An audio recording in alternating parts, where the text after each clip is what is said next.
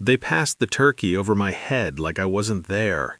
My father-in-law didn't even look at me when he did it. His wrist turned just enough to make the message clear: you don't exist at this table. Laughter followed. Polite, practiced, the kind that comes from people who think they're safe. I sat there with my hands folded, spine straight, breathing slow. The scent of sage and butter hung in the air. Somewhere a football game roared on television. Normal sounds, normal people, a normal holiday. And I was the punchline. "Still doing consulting?" my brother-in-law asked, carving his slice. He said consulting like it tasted bad.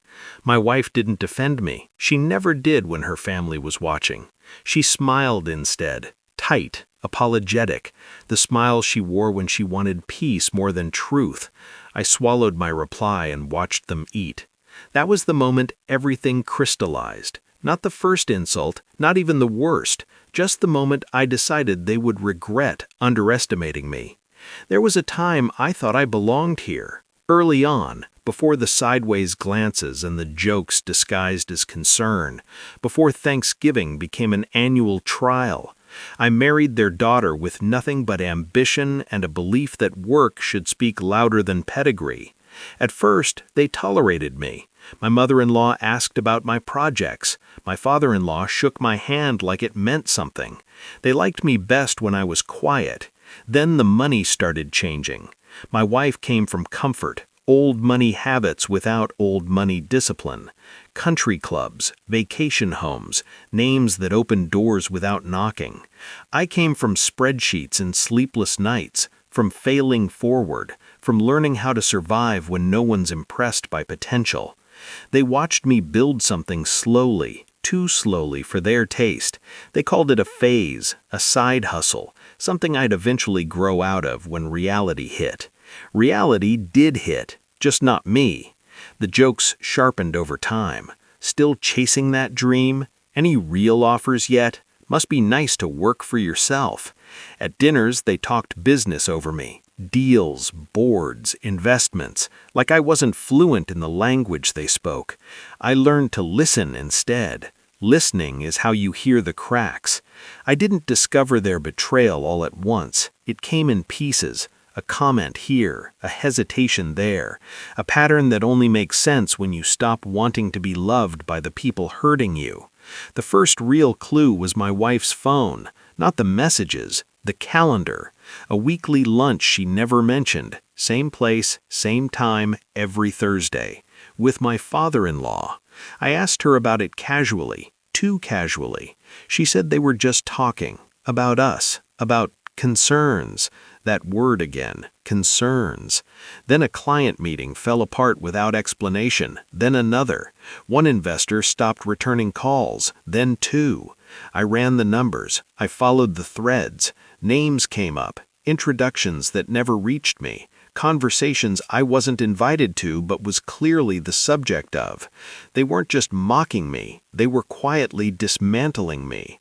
My father-in-law had been warning people, planting doubts, suggesting I was unstable, risky, not worth the exposure. Protecting his daughter, he said, protecting the family. I sat alone in my office that night, city lights blinking like indifferent witnesses, and felt something inside me settle. Pain didn't break me, it organized me. I didn't confront anyone. That's what they expected. Emotion, noise, drama. Instead, I planned. I reviewed every contract, every clause, every quiet protection I'd built into my company because I never trusted luck. I documented everything: emails, introductions that didn't happen, calls that ended too quickly after his advice. I hired someone to do what I couldn't legally do myself: backgrounds, financial trails, conflicts of interest. It turned out my father-in-law wasn't as clean as he looked over cranberry sauce. There were shell companies, quiet equity positions he never disclosed, deals that skirted ethics and crossed lines when no one was watching. Nothing illegal enough to jail him, enough to ruin him. I restructured my business quietly, moved assets, renamed entities, prepared exits that looked like growth to anyone not reading carefully. Then I waited. Thanksgiving came like it always did. Same house, same table, same silent judgment. This time, I brought cards. My sister-in-law asked if I'd finally found a boss. My brother-in-law laughed too loudly at nothing. My wife watched me the way you watch a storm on the horizon, hoping it changes direction. Dinner progressed. Wine loosened tongues. Confidence swelled. That's when my father-in-law leaned back and said, loud enough for the table, "Some people are meant to build legacies, others just talk about them." Eyes drifted to me. I smiled, reached into my jacket, and slid my business card onto the table. It wasn't flashy, clean design, minimal text, but the logo had changed, so had the title. Silence fell slowly, like everyone felt it before they understood it. My father-in-law picked up the card, squinted, read it again. The color drained from his face, because the company name under mine was the holding firm he'd been secretly courting for months, the one he thought he was advising against me, the one that had just acquired controlling interest in 3 of his largest undisclosed investments, my investments. I watched the realization hit him in waves, shock, confusion, fear. I leaned forward for the first time that night. "Funny thing about consulting," I said softly. "You hear everything." My wife looked at me like she was seeing a stranger. Maybe she was. My mother-in-law asked what was going on. Her voice shook.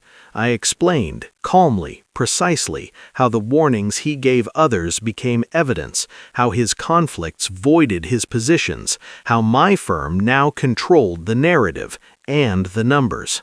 I didn't raise my voice. I didn't need to. My father-in-law tried to speak. Nothing came out. Power shifts are quiet. It was surgical. Phone calls the next morning, meetings canceled, boards convened without him. His reputation collapsed under the weight of its own secrets. My wife confronted me that night. Tears, accusations, questions she was too late to ask. I told her the truth, all of it. She cried. I listened, but something had already ended. Not in anger, in clarity. I left a week later, not dramatically, just efficiently. She kept the house. I kept what I built. Her family stopped calling. They didn't need to. The silence said enough. Sometimes, late at night, I replay that moment at the table, not with glee, with relief. I didn't destroy them because they mocked me. I ended it because they thought I was small, because they tried to erase me quietly. I don't regret the patience or the precision. Justice doesn't have to be loud. It just has to be final. And every Thanksgiving since, I eat in peace, at my own table, with no one passing anything over my head.